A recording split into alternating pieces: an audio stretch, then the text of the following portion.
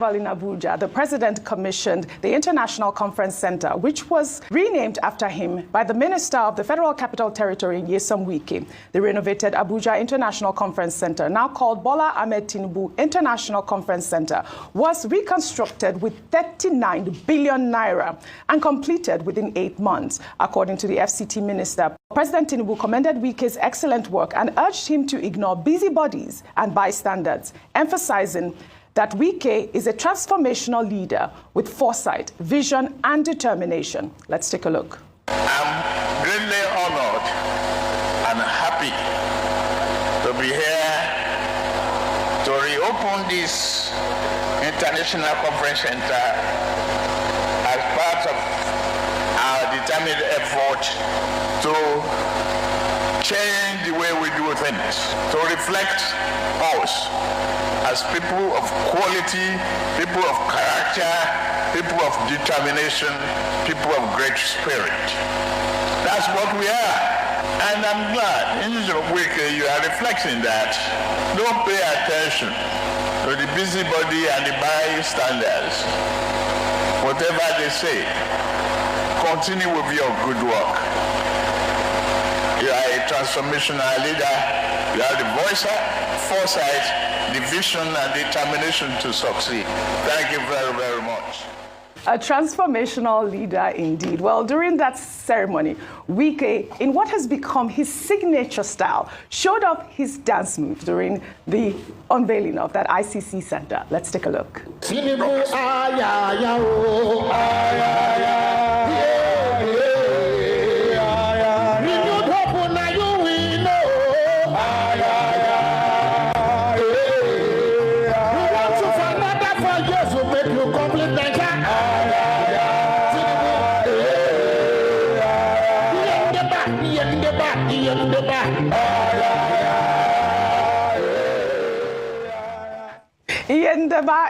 I mean, we see Governor Minister WIKE here. I mean, it's just what he's always doing during his commission, but it was nice to see him really excited, and I was very excited to hear that the president praised him in that manner, because we know that WIKE has always, been doing these commissioning, and he gets some sort of attack, like, Reno said, these attacks are very normal, but the president has shown confidence in the Minister of the Federal Capital Territory. Well, kudos to him. And that unveiling of that ICC center, WIKE said it cost 39 billion naira to reconstruct within 8 months. Dr. Abati.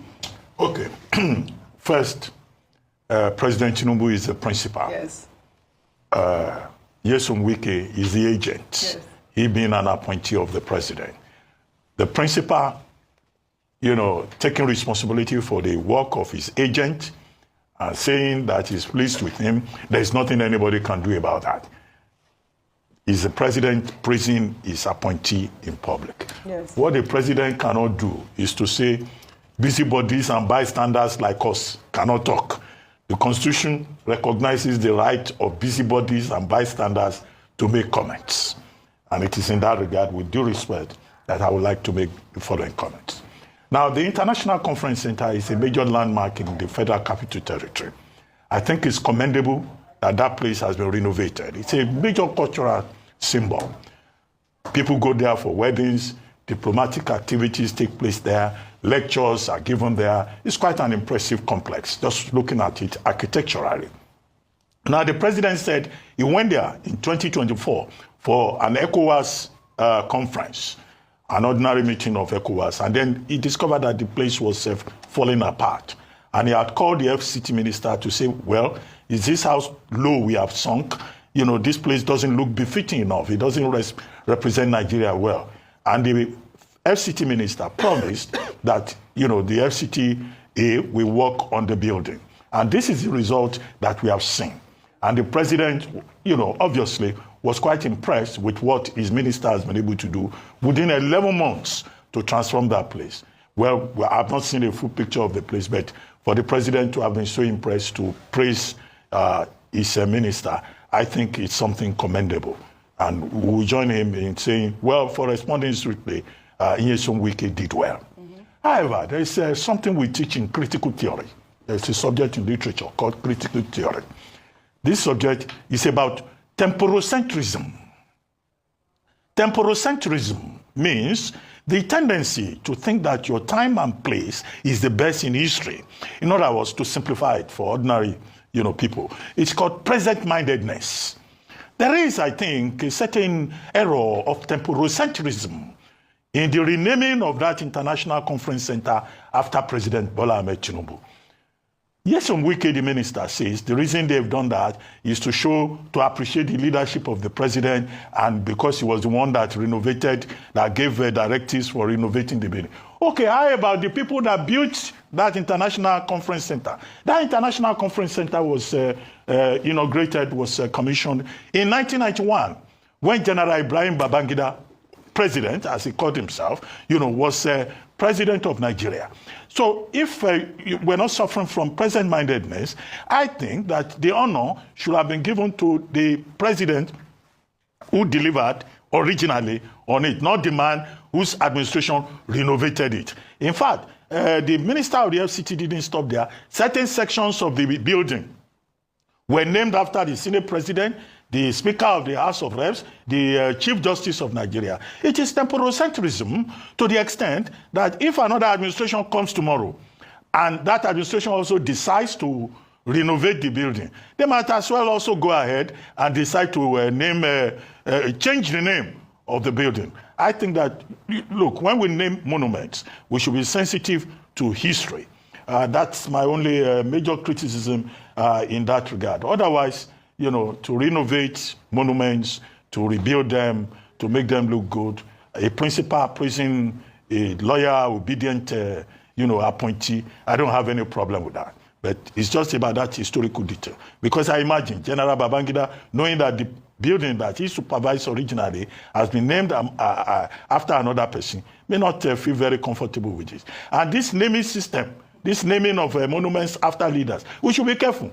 I hope WIKE will not wake up one day and say he has named Aso Villa after President Tinubu, after renovating some sections of the villa, because I'm sure some sections of the villa will also be in need of renovation. Mockery. A former aide to President Goodluck Jonathan has attempted to counter claims made by a journalist and director at Object TV, Segun Olawoye, who claimed in a viral video that 30 kilometers of the Lagos-Calabar Coastal Highway had not been completed as alleged by the Ministry of Works.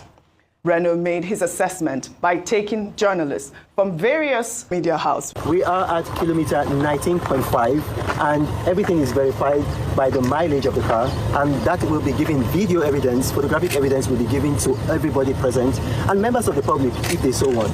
Right now, we are at Okun Aja. People in government should not think that people who raise these objections are enemies of the state, are haters. No, they have a right.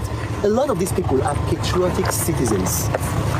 When people raise questions like this, it is not possible to over-inform them. You can only under-inform them. It's not possible to over-inform them. You can only under-inform them. So give them the information. Bring them on here. If they insult you, look, under President Jonathan, I was the most insulted human being in Nigeria. Myself, Ruben Abati, and the president. And here I am. I'm 51 years old. I don't think the insults have done too much damage to me. All right, Dr. Abati, you and Reno Mockery there, he's saying that, it's important that the government listens to critics because it's not about the insults, it's about taking feedback. I believe that this conversation with Reno Mockery and, of course, the journalist who went out there, I mean, kudos to him, who went out there to find out whether or not the 30-kilometer had been completed is quite needless because Reno went there and our correspondent, Tokumbo Oyetunji, also went there. I mean, he stopped at 19.5 kilometers.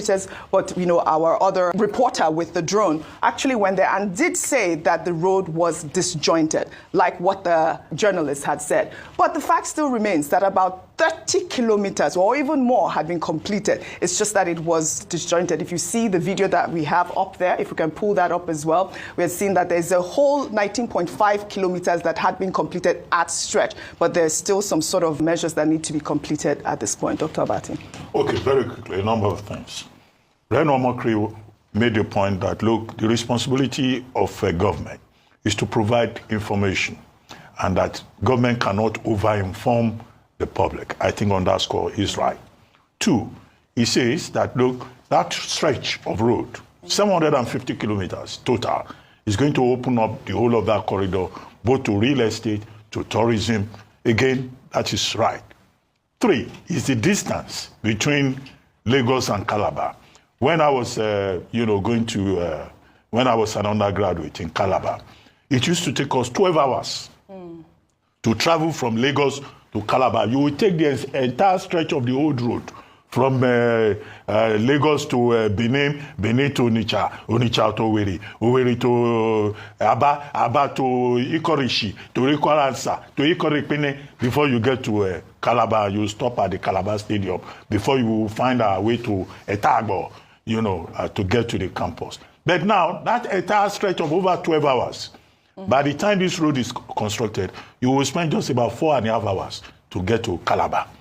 So as somebody who has traveled from this side to that side for a period as a teenager, I think it's something, that is a major worthy legacy project. And that's why I don't join people in condemning the project.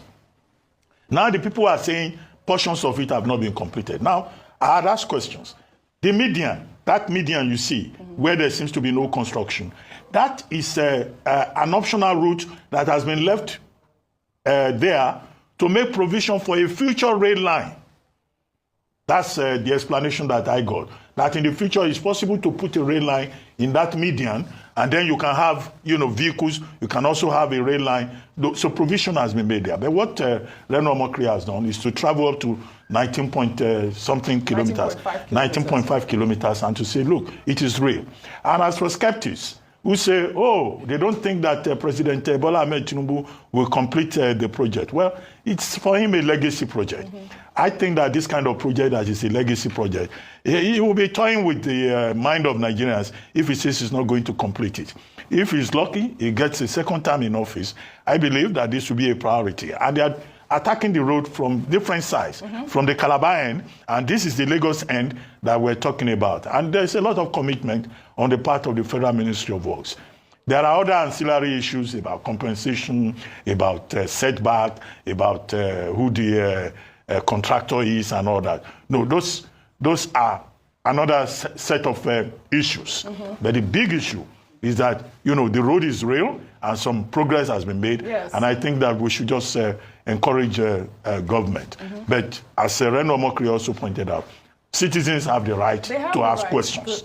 And if they ask questions, answers must be provided to those questions. Absolutely. And some of the question concerns tolling. How much is it going to cost the average Nigeria to pass that road? Also the fact that it's our money that is being used to build the road. So we want to know how much it is. And also, like Dr. Abati has raised, compensation. I mean, because the realignment, the people that were displaced because of realignment, those people are still asking as to, what is it that they're going to do with that whole corridor. Yeah, and the setback has now been increased from 250 meters to 500 meters.